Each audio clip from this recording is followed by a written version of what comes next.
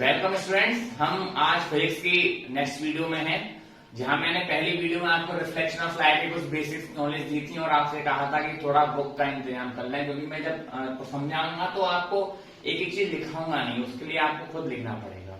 ठीक है ना, उनको देख देख के जो मैं बोलने जा रहा हूँ।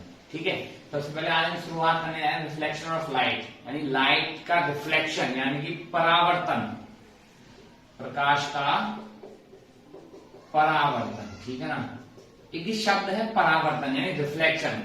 किसी भी चीज का लौट कर वापस आ जाना, जैसे आप बॉल है, बॉल को क्या है किसी दीवार में मारे वापस लौट आई, तो इसका क्या होगा, परावर्तन हो गया। आप कुएं में आवाज देते हैं, कुएं से आवाज लौट के आती है। ठीक है ना, एक वो भी रिफ्लेक्शन है। वो क्या है, ध्वनि का है, किसका, साउंड का।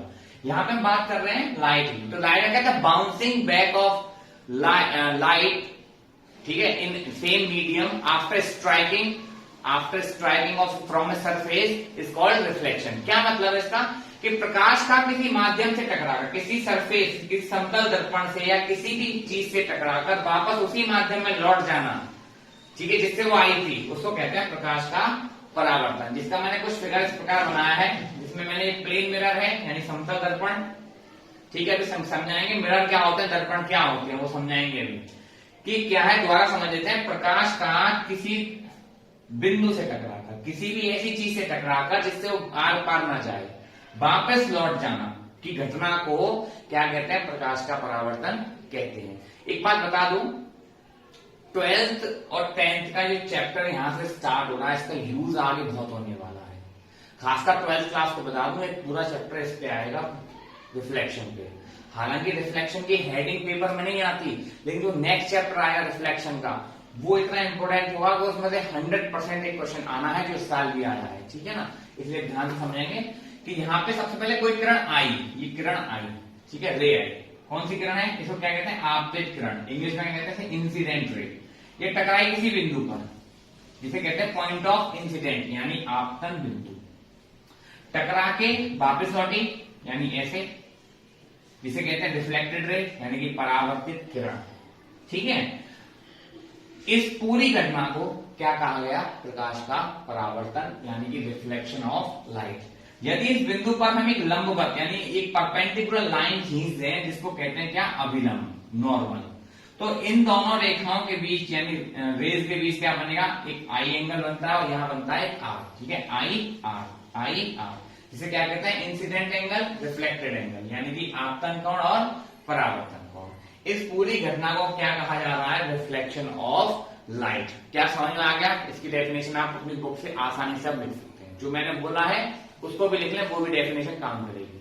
अब मैं सिखाने जा रहा हूं आपको इसके नियम। ठीक है, मैं एक फिगर मिटा दे रहा हूं, इंग्लिश का या हिंदी का, आप समझ में आ गया होगा, जिससे मैं आपको जो नियम है वो समझा पाऊंगा। ठीक है, देखिए सबसे पहला नियम ये कहता है कि आपतित किरण, परावर्तित किरण तथा अभिलंब तीनों एक ही तल में यानी एक ही बिंदु पर होते हैं। इंग्लिश में सुन लीजिए, the incident ray, reflected ray and the normal at the point and all points are same plane. ठीक है, same line, same point of incident. तो पहला नियम तो ये है कि तीनों ये रेखाएं एक ही बिंदु यानी एक ही तल में होती है। दूसरा नियम ये है कि हमेशा आई जो होगा वो आर के बराबर होगा, यानी reflected angle is always equal to the incident angle. कहने का मतलब ये है कि जिस एंगल से कोई लाइन आएगी उसी एंगल से वापस जाएगी, यानी कि angle i equal angle r. ठीक है, ये दो नियम हैं, बहुत छोटे से हैं, लिख लीजिएगा और याद कर लीजिएगा। छोटी छोटी चीजें सिखा रहा हूं जिससे कि आप सीख जाएं। आपको अगर लगता है कि मैं फोटो के माध्यम से पढ़ाऊं, तो मैं मुझे बहुत आसानी रहेगी फोटो के माध्यम से पढ़ाने में, क्योंकि वीडियो बनाने में टाइम और सेटअप दोनों ही टाइम मेरे ज्यादा खर्च होते हैं। ठीक है, अब मैं आपको सिखाने जा रहा हूं मिरर। मिरर कितने तरह के होते हैं और कैसे इनका यूज आगे हम करेंगे। ठीक है, देखिए सबसे पहले आगे है मिरर यानी दर्पण। दर्पण के कितने प्रकार होते हैं। ठीक है, पहली बात तो दर्पण सब समझते होंगे, सभी के घरों में शीशा है। किस काम में आता है दर्पण, अपनी फेस को देखने का।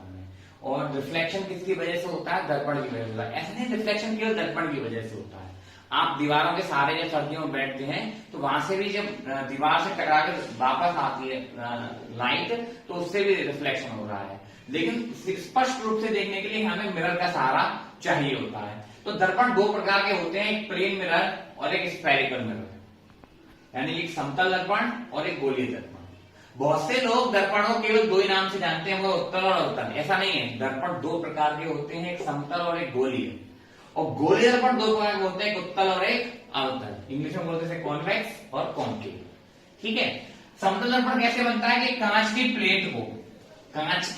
एक प्लेट को एक तरफ से पॉलिश करके परावर्तक बना दिया जाता है, यानी कि रिफ्लेक्टेड बना दिया जाता है, जिसके आर पार रे ना जाए, तो इसको कहते हैं समतल दर्पण।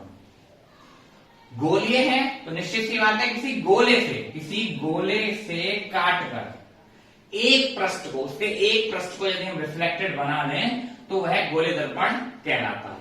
अब ये दो तरीके से बनाया जाता है। जैसे मान लो मैंने ये गोला था, इसको दो तरीके से काटा है। ठीक है, अभी काटा मैंने।